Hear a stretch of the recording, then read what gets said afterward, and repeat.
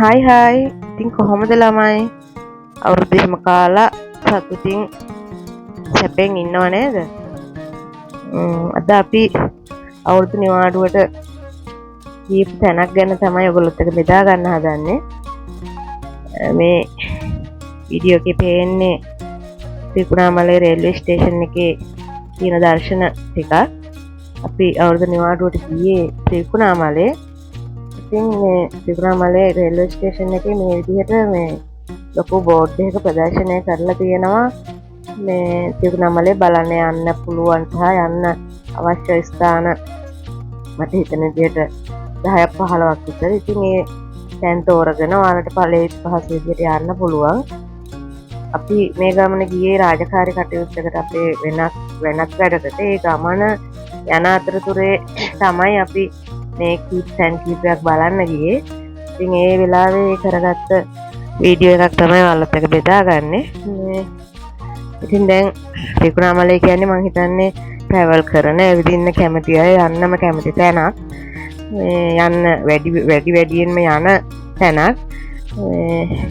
විශේෂයෙන්ම මුහුදු ආශ්‍රිත හැම දෙයක්ම බලන්න යන්නේ. එතකොට ඒක නිසා ඉතින් මේ යන අතරේ මේ තියෙන කන්තලේ වැව. කන්තලේ වැව කිව්වහමත් හැමෝම දන්නවා මේක මහ විශාල සමුද්‍රයක් මම හිතන්නේ. මේ එහෙම මුහුද වගේ ලොකු එකක්.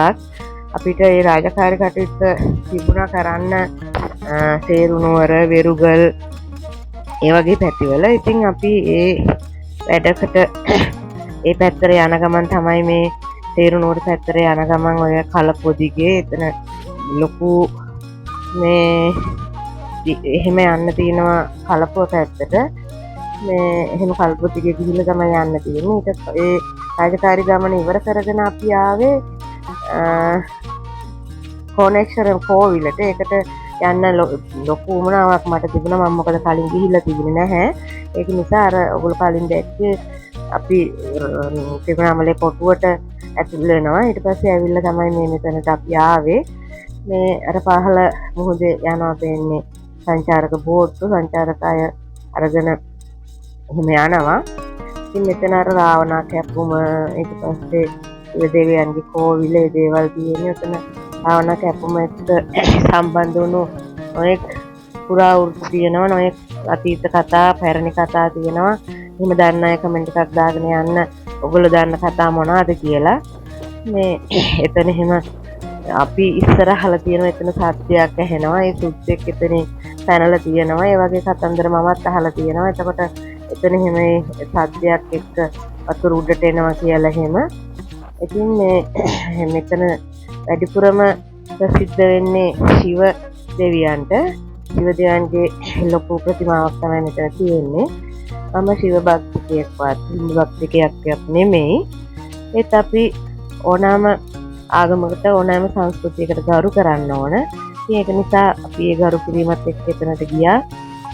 ශිව දෙවියන්ගේ මම හිතන්නේ ප්‍රධාන පූජා කරන දෙයක් විදිහට ගවයා තියෙනවා. මේ ඒ එතන එහෙම තියෙන එක. මේ ඊට පස්සේ ඔය පස්සේ ඉන්නේ අපි එතනට යනකොට ඒ කෝවිලේ පූජාව තියෙනවා. ඉතින් මේ පූජාවේ සද්ද තමයි පසුබිමින් ඇහෙන්නේ. අපි යාළගේ පූජාවට ඇතුළට ගියේ නෑ. අපි ඒවා පිටින් අරගෙන ආවා. මේ මම හිතන්නේ මෙතන හැමෝම දන්න ප්‍රසිද්ධම තැනක්. මේ මම අද තමයි මේක ඇත්තටම ඉස්සෙල්ලම දැක්කේ. මේ බලාපොරොත්තු කන්දක් එකතු වුණු තැනක් මට හිතෙන්නේ. තොටිලි ගහ නැත්තම් එහෙම ප්‍රාර්ථනා කරන තැනක්. එතන ගොඩක් වෙලාවට එහෙම දරුවන් නැති අම්මලා තමන්ගේ දරු සුවතල් වලීම වෙනුවෙන් ප්‍රාර්ථනා කරන්න බාරහාර වෙන්න තමයි මෙතන යොදාගන්නේ.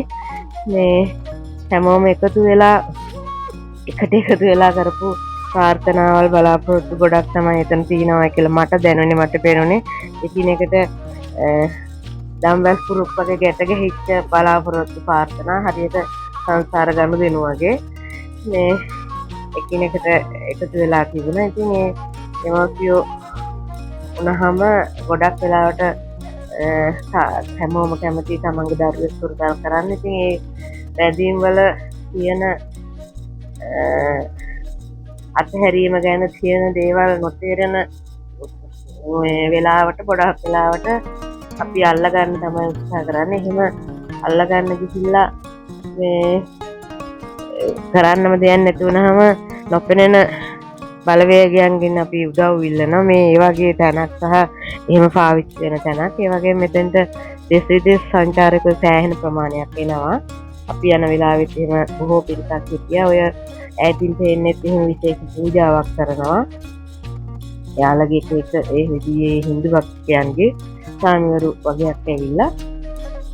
ඉතින් මේ වටේටම මෙහෙම මේ ගලත් එක්ක පහතින් මුහුදක් එක්ක යන්න තියෙන එහෙම බලාගෙන හරිම ආගමික පස්සෙම කෙසේ වෙතත් හරිම ස්වභාව සෞන්දර්යය ලස්සනම තැනක් ඒක. ඇත්තටම එහෙම අර හිත නිවෙන ඒ ජීවිතේ පරිසරය විඳින්න පුළුවන් කෙනෙකුට මේ යන්න ඕන තැනක්. ඒ තැන ඇත්තටම මම එහෙම හිතනවා. මොකද ඒක හරියටම අර අපි දවසේම මහන්සි වෙලා හිටපු එකත් අපිට හැම්ම නැති වෙලා ගියා.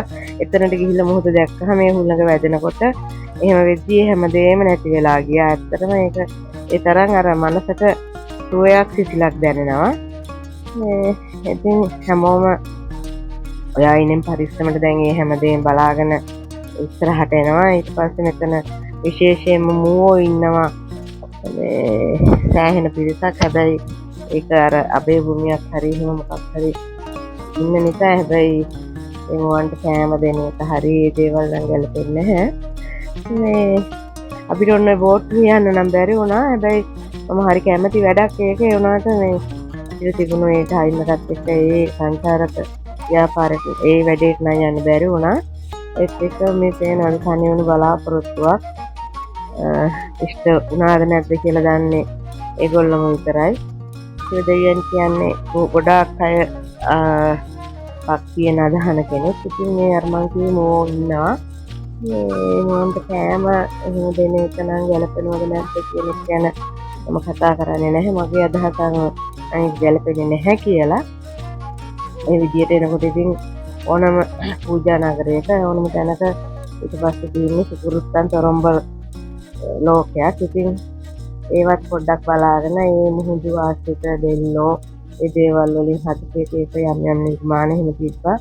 ඒවත් එහෙම ටිකක් බලාගෙන තමයි අපි නැවත පිටත් එන්න පිටත් වුණේ. අපි ගියෙත් ආවෙත් කෝච්චියේ මේ කොළඹ ඉඳලා ගියෙත් රාත්‍රී කැපල් දුම්රියේ.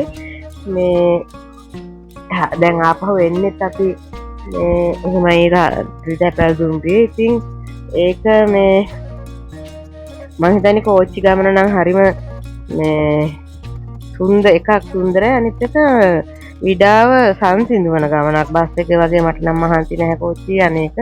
මේ දැන් නැවත අපි ස්ටේෂන් එකට එන ගමන් වික්‍රමලේ ටවුන් එකේ මුහුදාවටත් මම හිතන්නේ නේවිගෙන් නඩත්තු කරනවා වෙන්නේ නැති හරි ලස්සනට ඒ පරිසරය හදලා තියෙනවා. මිනිස්සුන්ට මේ ඇත්තට මානසික සුවය මේ ඇති තැනක් කියලා මට හිතෙනවා. ඕන වෙලාවක ඇවිල්ලා ඒ හරිය නිදහස්ව ඉන්න පුළුවන් තැනක් විදිහට.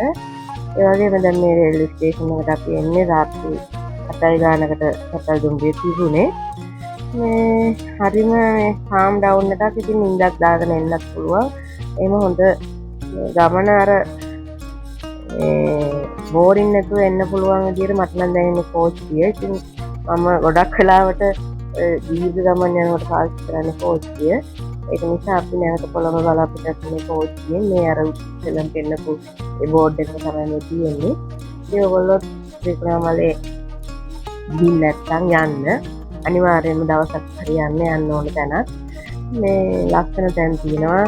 මාබල් බීච්, සිඩන් අයිලන්ඩ්, එතකොට නිලාවේලි, ඒ වගේ සෑහෙන උණුවත් වලින් හැම තැනම එහෙම තියෙනවා. එහෙම ගිහිල්ලා ඇවිදලා එන්න. මොකද අපි ලෝක පුරා යන්න කලින් ලංකාවේ ඇවිදලා තියෙන්න ඕනේ. ඒක නිසා මේ අපි නම් කැමති පොඩි තැනකට හරි ගිහිල්ලා ඇවිදලා එහෙම ඒ තැන විදලා එහෙම ඉන්න ඒ දවසේ මොහොතේ ජීවත් වෙන්න. ඉතින් ඒක නිසා ඉදිරියටත් අපි මෙහෙම යන්නේන ගමන් ගැන ඔයගොල්ලොත් එක්ක බෙදා ගන්නවා. බලන්න එන්න, ලයික් එකක් දාන්න, කමෙන්ට් එකක් දාන්න, ඔයාලගේ අදහසක් කියන්න, සබ්ස්ක්‍රයිබ් කරන්න. ඒ වගේම නැවතත් මේ වගේ එකකින් හමු වෙමු.